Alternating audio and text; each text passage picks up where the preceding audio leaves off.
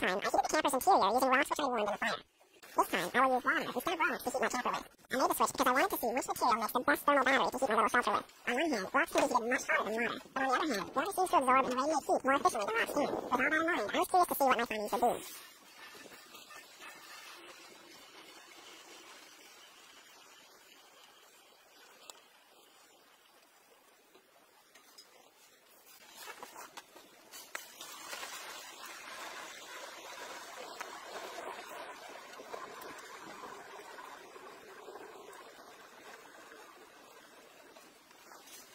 The oil cans I used for the heated rocks probably have a combined weight of 45 pounds, while the water jugs have a combined weight of 88 pounds, almost double. So I must admit that my comparison between the two thermal batteries isn't exactly fair, but it's worth noting that the water was easier to gather and transport than the rocks.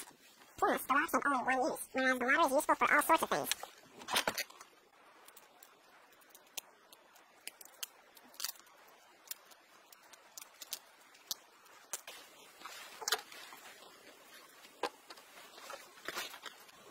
I chose to pack in no-cook supper for tonight. Maple candied salmon, cheese, macaroni salad, bread, strawberries, and carrots. Easy to carry, even easier to prepare, and tasty to eat.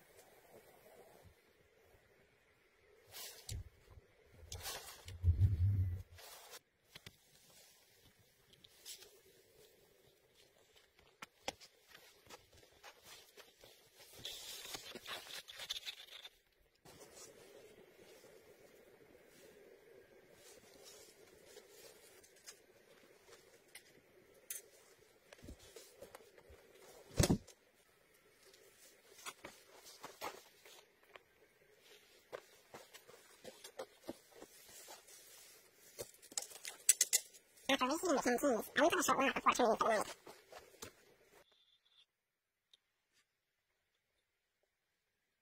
The water heated the camper to a peak temperature of 21 degrees Celsius, slightly warmer than the rocks, which heated the camper to a peak temperature of 18 degrees Celsius on a night of similar outdoor temperature. Even though the water jugs did eventually lose their heat partly through the night, just like the rocks did, the warmth they produced kept me comfortable until morning. That's because by the time the temperature in the camper had begun to drop, I was already warm and snug underneath my blankets. Next time, I think I will wrap the water jugs in thick wool blankets to ensure that the heat loss is slowed and lengthened over the course of the entire night. I can also use the rocks and water jugs in tandem. The more thermal mass, the better. Once I had laid my head down on the pillow, it wasn't long until nighttime darkness dissolved into morning light.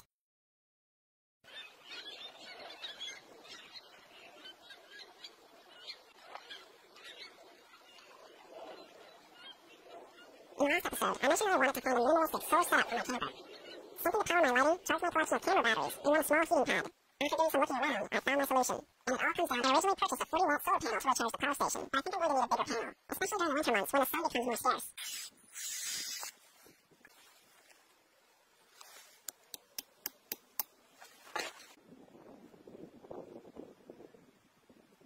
Maple sap only runs for about a month in the spring, when temperatures average minus 5 degrees Celsius at night and plus 5 degrees Celsius during the day.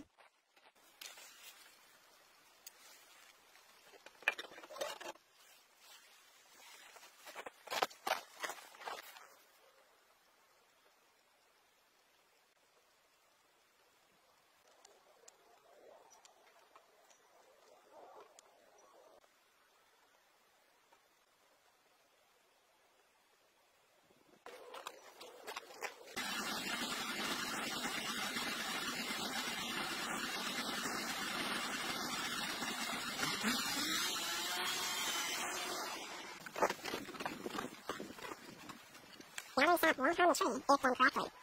Here's how. The depth of the borehole should be between 2 and 2.5 inches.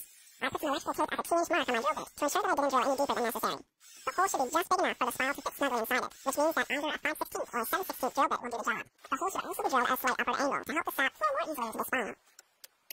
A few gentle taps is all that's needed to set the spiral in place. A heavier hammering could risk splitting wood and harming the tree. Of course, only healthy maples should be tapped in the first place. And I don't collect sap from anything that is less than 30 inches in diameter. Some resources say that smaller maples can be tapped, but I prefer not to potentially stress the younger ones, especially when larger trees can be found. Contrary to popular belief, the holes do not need to be plugged after stock collection is complete. If the tree is healthy, which it should be since it was selected for tapping, it will begin to heal itself once the spine is removed. There are many who have claimed that the hole needs to be plugged with inferior materials, such as beeswax, dowels, or twigs, but there is no substitute for the tree's own healing ability. Within a couple years, the maple tree will have filled the hole in all by itself. For example, here's what a maple looks like a couple years after it has been tapped. The hole is sealed shut and the tree is no worse for wear. I've heard from several experienced sap collectors who have experimented with plugging spinal holes as opposed to leaving them alone. These people have noted that introducing a foreign body into the tree does more damage to it than good. They said that while things looked sealed on the outside, the plugs had often begun to spread rot on the inside of the trunk. In fact, the rot could only be seen after the tree had died and been cut into. So that's why it's good to leave these trees alone to do what they do best. As a personal rule, I don't gather sap from the same tree 2 years in a row, but the general rule is that a tree can be tapped consecutively, as long as the holes are spaced at least 6 inches apart from the previous year. I tapped about 8 trees this year, and let them run for several days before returning to gather the sap. My friend Carlo joined me late that morning to help with the boil down. As you can see here, we have already collected our firewood and we're ready to go.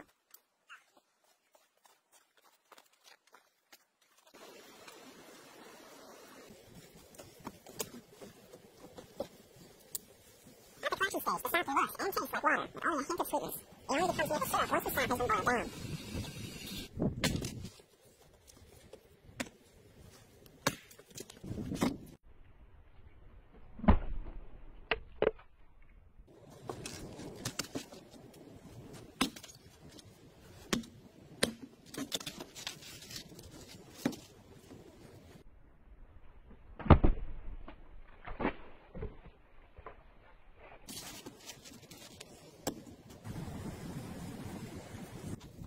Boiling sap removes most of its water, allowing the sugar to concentrate. On average, it takes 40 liters of sap to make 1 liter of syrup. As the sap reduced in the pans, we made sure to keep topping them up with fresh sap until there was no more left to add. As the sap reduced further, it changed from a clear watery appearance to a pale yellow. Eventually, it will take on a beautiful amber color, which maple syrup is known for. Near the end of the day, the sap had reduced to the point where we were able to combine the pans into one.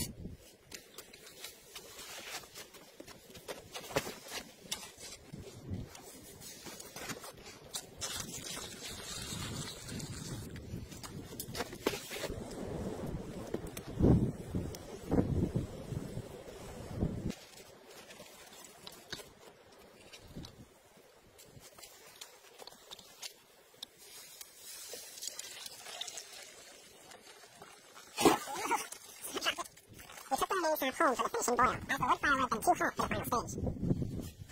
Once the sap had reached 217 degrees Celsius on the candy thermometer, it had officially become maple syrup. The 8 trees I collected sap from over the course of several days had produced 2 liters of maple syrup in total, which filled 4 of these half-liter jars. We gave half away to friends and family, and kept the other half for ourselves. A lot of love goes into making genuine maple syrup, but nothing can compare to how good it tastes. Maple syrup season has always been an exciting time for me, not only because I get to make maple syrup, but because it also means that building season for the log cabin will soon be